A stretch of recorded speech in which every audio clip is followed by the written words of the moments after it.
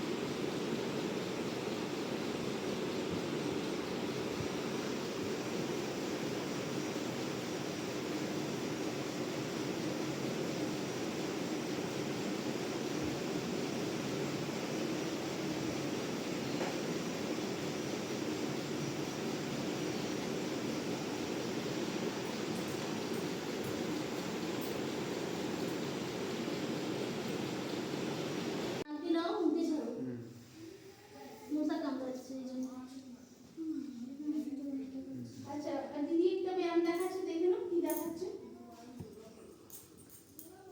দাদু বলছিল এটা, ওটা বসে দেখা দিয়েছে, দেখো।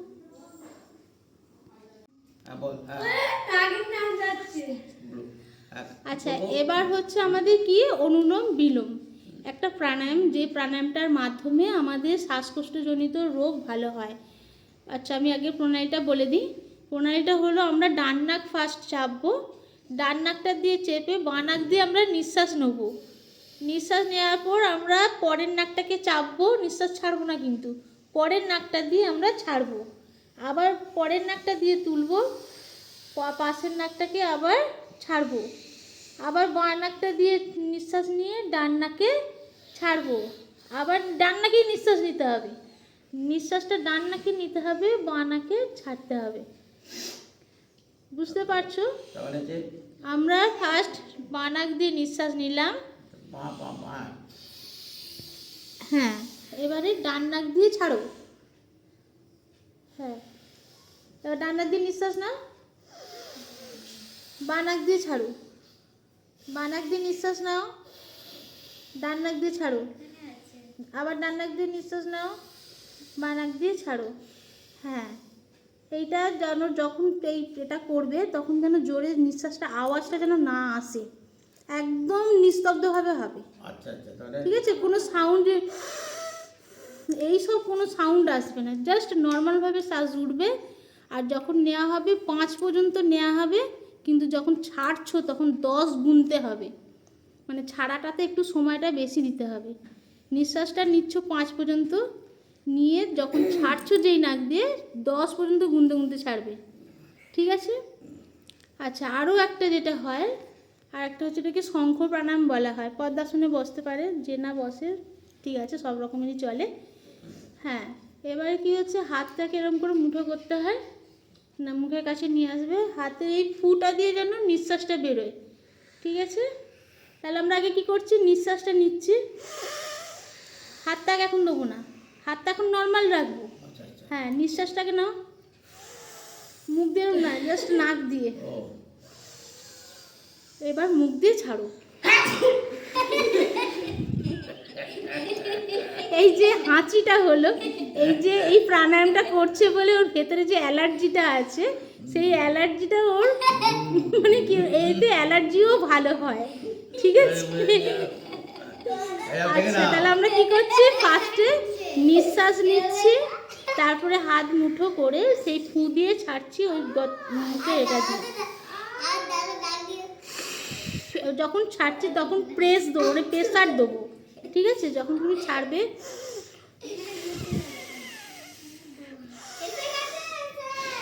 ঠিক আছে,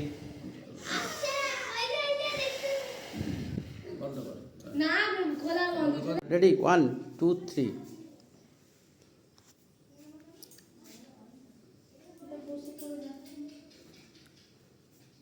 এটা একটি হৃদয় আসন।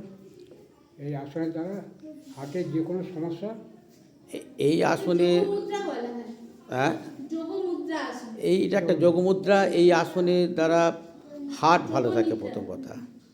এটাতে তুমি যে কষ্ট, তোমার কি কোনো কষ্ট হচ্ছে?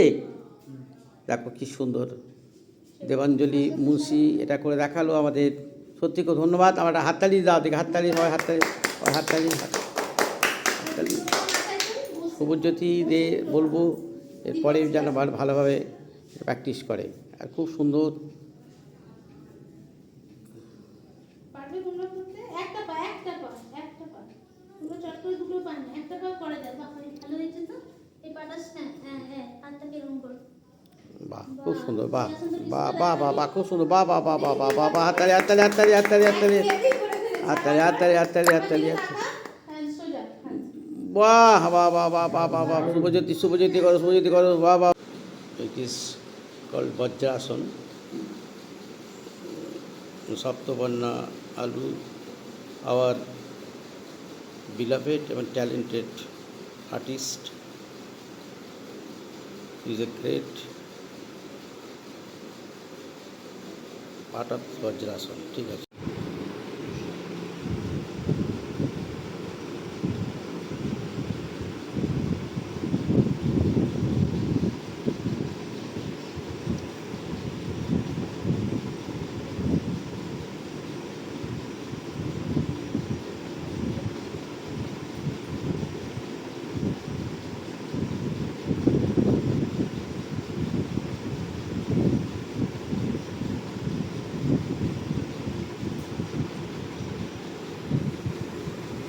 সামনে দিকে নিয়ে যাও।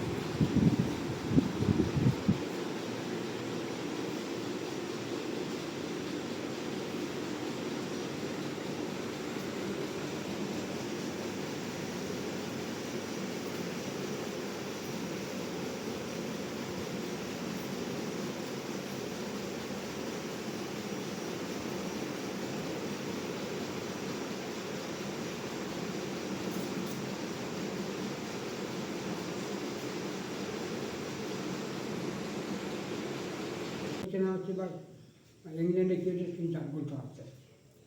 একজন তারই একজন শিষ্য বলেছিলেন যে, হে যোগীবর, আমার ছেলেটা আমেরিকা আছে, আসার তো কথা ছিল, আসছে না কেন? বলে ঠিক আছে, তুমি কিছু অপেক্ষা করো, আমি বলে দিচ্ছি। বলে উনি ধ্যানাসনে বসলেন, যোগাসনে বসলেন। যোগাসনে বসে উনি দেখলেন যে সেটি কথা বলা আছে, উনি ওই আমেরিকাতে জাহাজে উঠেছেন এবং তিনি আসছেন। পরে 3-4 দিন পরে যখন সেই ছেলেটি বাড়িতে ফিরে এলো, তখন সেখানে আমাদের শ্যামাপ্রসাদ লাহিড়ী উপস্থিত ছিলেন। তখন সেই ছেলেটি বললো, আরে এই তো কয়েকদিন আগে আমি জাহাজে দেখলাম আমাকে। তাহলে শ্যামাচরণ লাহিড়ী উনি এমনই যোগ সাধনায় সিদ্ধ ছিলেন, তার এমন মনের কনসেন্ট্রেশনটা এতটা বৃদ্ধি পেয়েছিল, এত শক্তিশালী হয়েছিল যে ঘরে বসে তিনি মানে বহু দূরে গিয়ে হাজার হাজার মাইল দূরে তিনি সংস্কৃত দেখতে পেলেন। আগেকার দিনে আরও যারা ছিল মুনি ঋষিরা, হ্যাঁ, তারা ওই যোগ সাধনার দ্বারা তারা অসাধ্য সাধন করেছে।